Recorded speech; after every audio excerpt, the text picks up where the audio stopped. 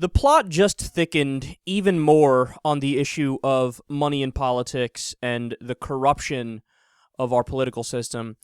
Huffington Post is reporting today another reason why bribery on a federal level is not prosecuted at all, really, even though it happens every single day. That might sound like I'm exaggerating, but I'm really not. Every single day you have people in Congress getting bribed by big corporations or rich people, and that goes for people on the right and the left. I mean, it's mass corruption all over the place. They say, quote, even when someone alleges quid pro quo corruption, which is basically outright bribery, against them, federal elected politicians are very unlikely to be prosecuted thanks to another provision of the Constitution, the speech or debate clause. Now, what they're going to go on to explain here is the way that the Supreme Court has interpreted a part of the Constitution to be so narrow as if to suggest that it's impossible for corruption to exist. They continue, quote, that clause states that any speech or debate in the House or Senate by a member of Congress shall not be questioned in any other place. It is part of the same section that bars arresting members of Congress at or on their way to and from the Capitol, which is intended to stop the executive from interfering with the legislative process. All right, so that's important. Let me pause here for a second. So basically what they're describing is there's a part of the Constitution that says, look, you can't question what's said on the floor of Congress.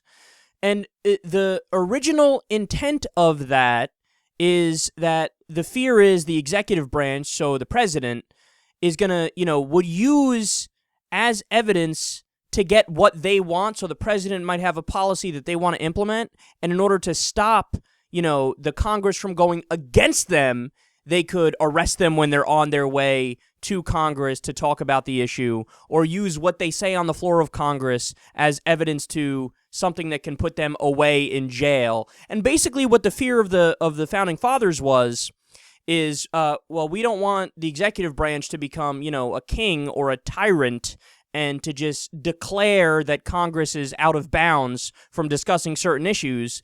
So they carved out this exemption that said, look, you can't use what the people in Congress say on the floor of Congress against them in a court of law.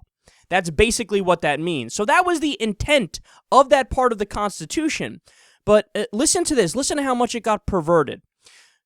A good example of when it was used was in 1971, Senator Mike Gravel, a Democrat of Alaska, relied on the speech or debate clause for protection when he entered the Pentagon Papers into the congressional record.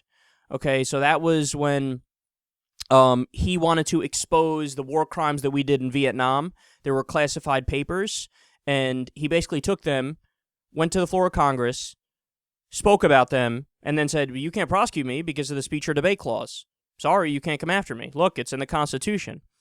So he was able to get this out, and it was a heroic move, and he used that. So that's an example of this provision being used for something good. But, here's the big but, the same clause also makes it nearly impossible for law enforcement investigators to obtain access to congressional materials that could implicate a corrupt congressman or senator.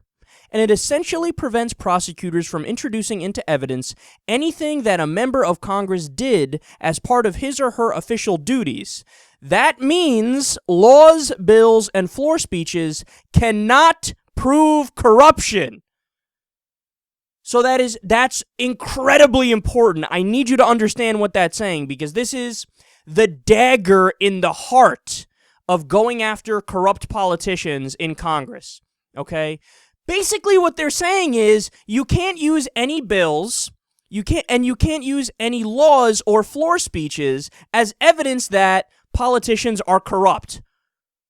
Whoa, man. Whoa. Wait a second. But that's all the evidence of politicians being corrupt. Because how are you going to prove that somebody's corrupt?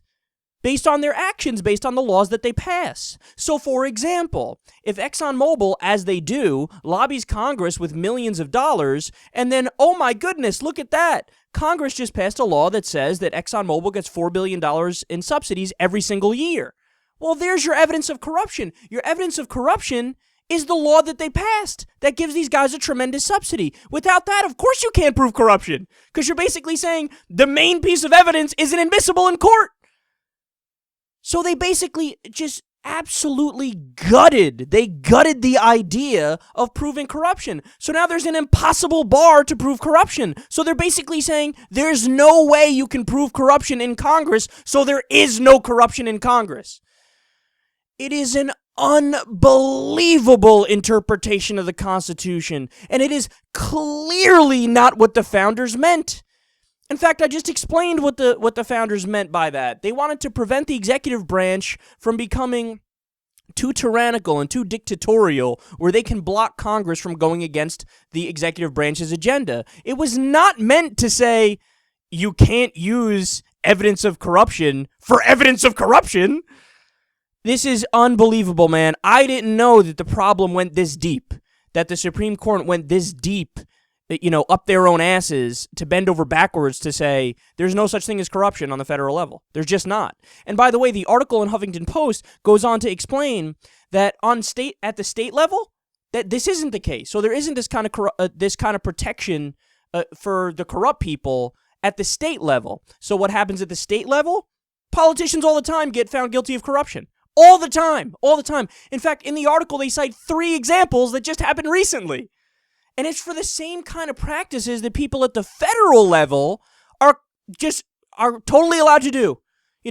Not even the hint of the authorities coming after them because of the way that the Supreme Court has interpreted the Constitution in this ridiculous way. But it gets even better, man. This blew my mind. This absolutely blew my mind that the rot went this deep in how silly the interpretation of the Constitution is by the Supreme Court, that they basically say there's no such thing as corruption.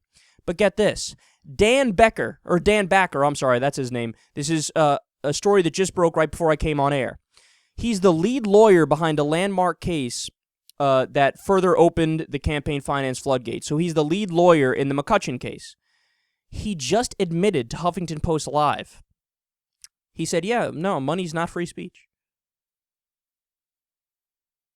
The guy who argued that money is free speech in front of the Supreme Court and won just admitted to the press, oh, yeah, totally, no, money is in fact not free speech.